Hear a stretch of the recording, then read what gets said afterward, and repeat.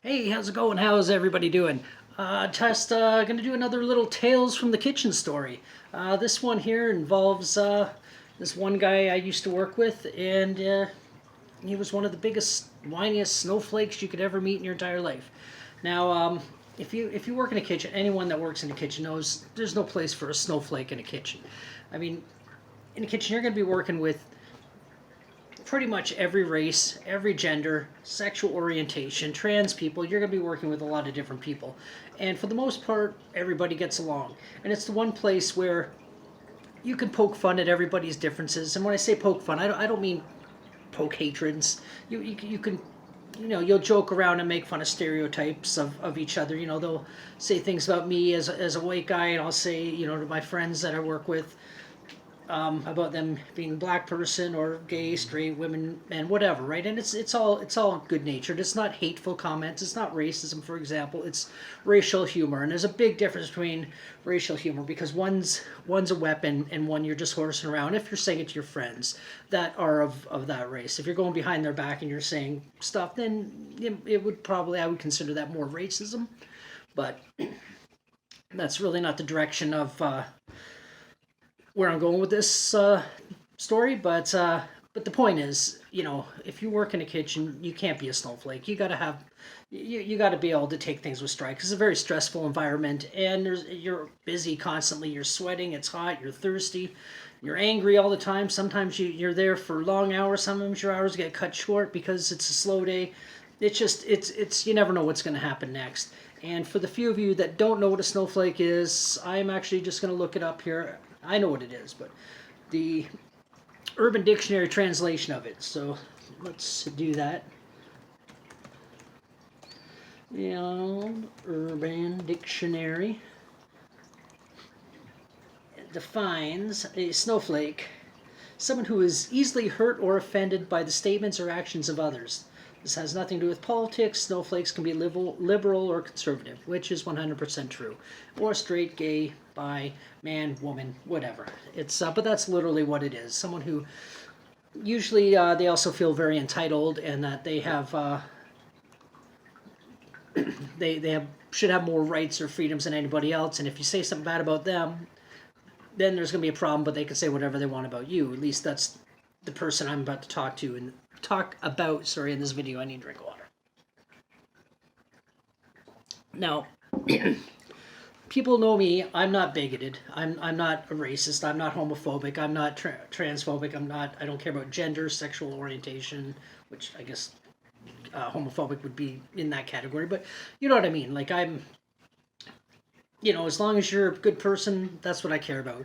As long as you're not promoting hate or violence against another person or another group of people, all the power to you. I don't care. We'll get along. But there's this one guy. Now, I'm not going to name drop his first name, which I usually say the first name, but I'm going to use his last name just because of the irony of it. I'm not going to say his full name because privacy reasons, whatever, and I don't need the aggravation. But his last name, now keep in mind, like I said, this guy was the biggest, whiniest snowflake I'd ever worked with, and his last name was Janvier, which I find hilarious because that's French for January, which is a winter month, which is where there's a lot of snowfall and a lot of snowflakes fluttering from the ground, to the ground. And he is one of the biggest snowflakes, and his last name is Janvier. I always found that very, very, very funny. So anyway, about this asshat. And I got no love for this guy whatsoever. First day I meet him. Now, our kitchen at this particular restaurant, our chef, he was gay. He was a gay guy, very openly gay. We got along well. And, again, I would make jokes to him and stuff. Nothing hateful, just poking fun at stereotypes, or he would act a certain way or say something, and I would kind of poke fun at it, and he would just laugh and give me the finger or say something insulting back to me, right? Because it's a kitchen, and that's how we work. So, this new guy, Janvier, he always had a look on his face like everything smelled like shit and he couldn't figure out why. So, that obnoxious like please punch me in the mouth face, like one of those guys. So anyway, so Jay's playing Britney Spears. Sorry, that was the chef's name. I didn't mean to name drop. Sorry, but I didn't say his last name. But the chef, he's playing Britney Spears, and so anyway, this new guy had never met him before. It was his first day or second day or something, I don't know. But he's walking around. Now, our chef, he'd sort of mince around once in a while. Generally, he would just walk around like normal people. When he gets really excited, he'd mince around. And I'm not trying to be hateful. That's just how he was. And it would be like how you picture stereotypical stereotypes. He would do that. So, and it never bothered me. I don't really care. I have a lot of gay friends. I hang out in the gay village once in a while in Toronto. Not a big deal to me. But this new guy, he's imitating him 100%, not in a way to make fun of him, but just that's how he was acting. He's walking around and he's talking very flamboyantly, as our chef didn't even really talk flamboyantly that much. And he's just going on, oh my God, this, oh my God. And he's doing all these hand gestures that generally heterosexual men don't often do. Not saying all of them don't, but it's more common by gay men would be doing that.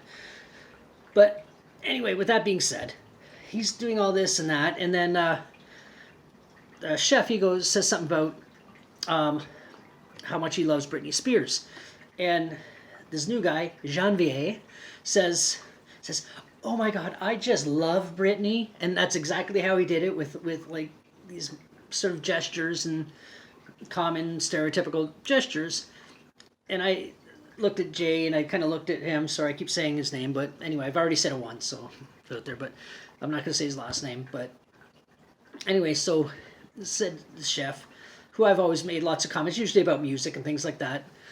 And I go, well, she is the music of your people.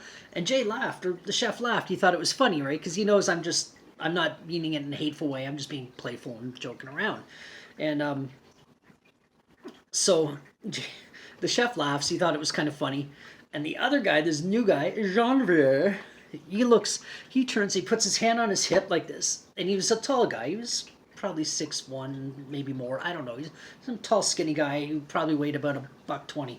So anyway, he puts his hand on his head and he goes like this. He goes, "Are you saying that I'm gay?"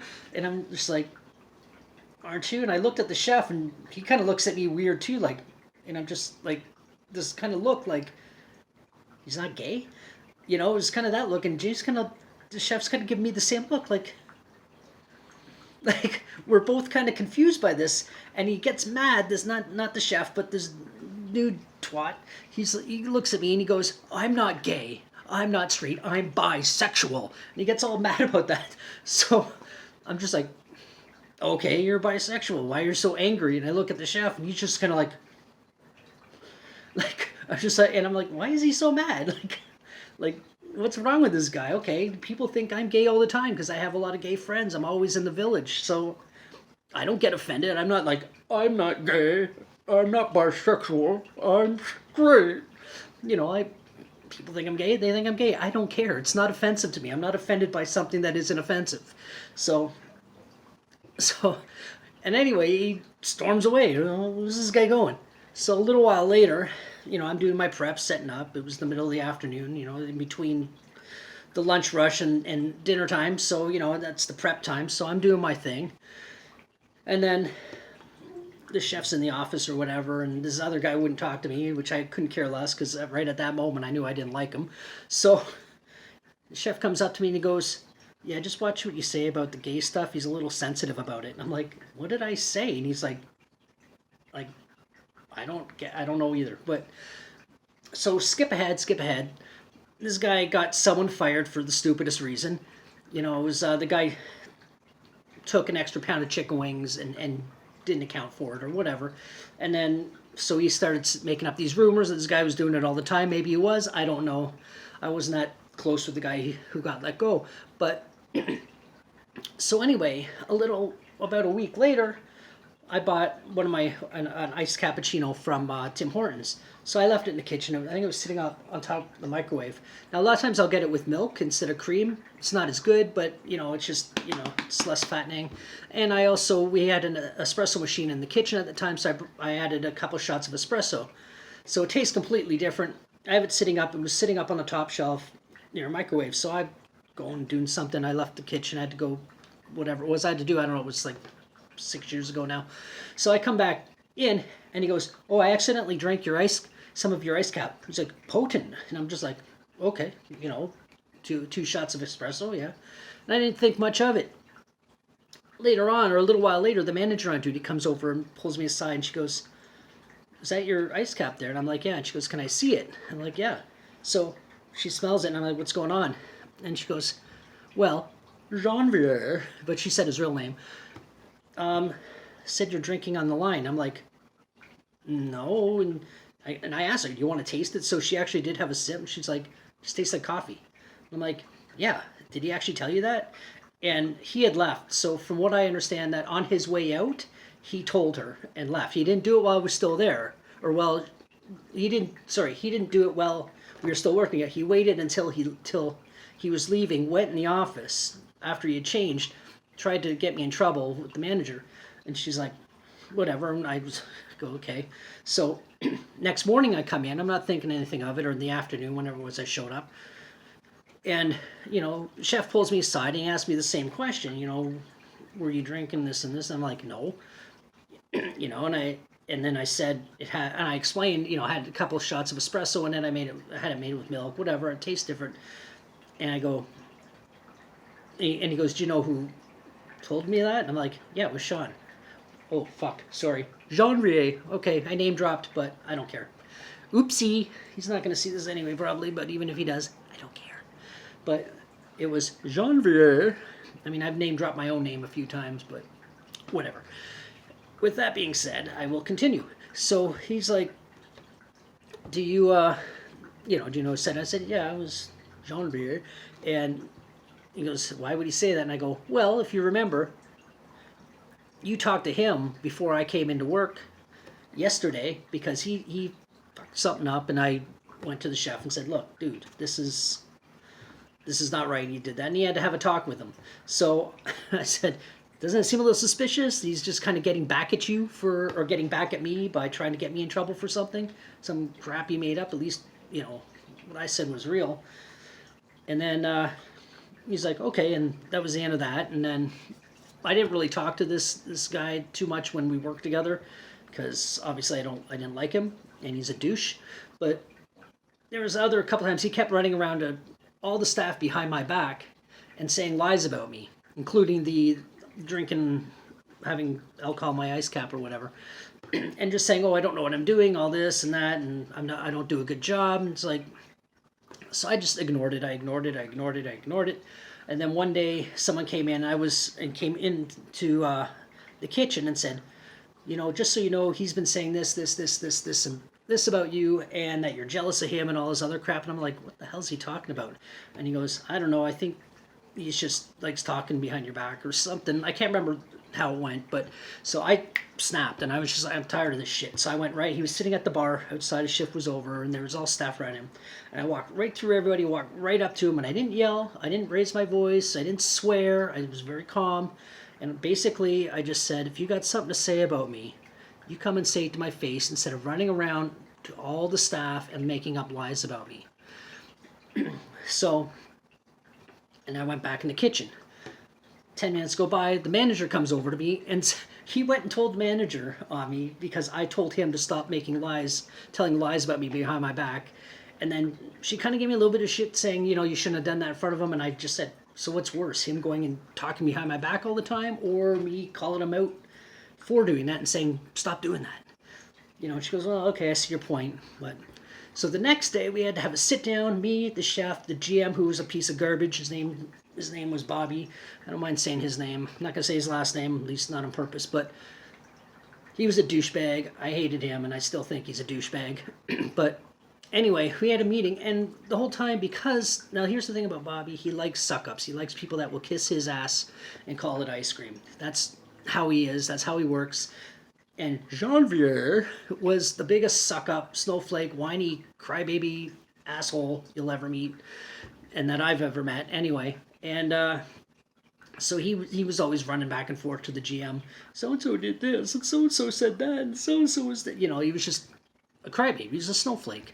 So when we sat down, suddenly I'm the guy in trouble for telling him to stop making up lies about me. Now here's the thing about what he did when he was going around doing all these things.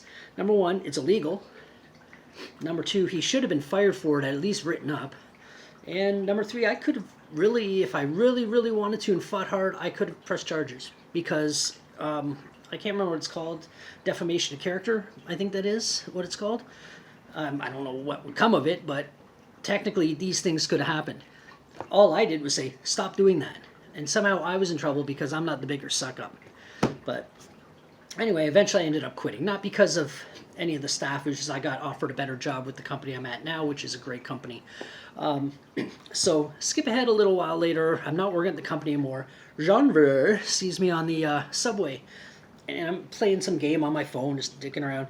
And he comes over. I don't notice it's him. I just look down and I see these dirty shoes. Now let me just say something too. That this guy was a slob. Now I don't care what you dress outside of work, I dress like a slob. But when you're in the kitchen and you have to go out in the dining room stuff and your white jacket, your chef jacket is covered in filth and dirt and it's all wrinkly and it looks like you've been wearing it for a month and sleeping in it every month, every night. Number one, it's disgusting because you're around food. Number two, that's not the way you should be presenting yourself in front of the guests. All right, just throwing that out there. The guy was a pig.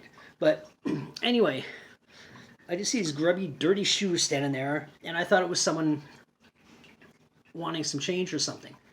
And that's fine. I don't really care about that. If a person asks me nicely or whatever, and I have some, I don't mind giving it from time to time. But anyway, he's standing there. He's not saying anything. And I look up. Like I said, he's a tall guy, and I was sitting down, and he's just like, hey, Jack. I'm just like, I literally, or he's like, hey, Jack, how's it going? And I just looked back down at my phone and just kept going on. He's just standing there, and then the next stop comes off, and he gets off. And I know that's because he told me once the area he lived in, it wasn't where he lived. He just got off the subway because he was humiliated. So I thought that was pretty funny. Now, another side story, too, after I left, he was still the same suck-up, same kiss-ass. And Bobby and the chef had quit. They'd moved on to other places.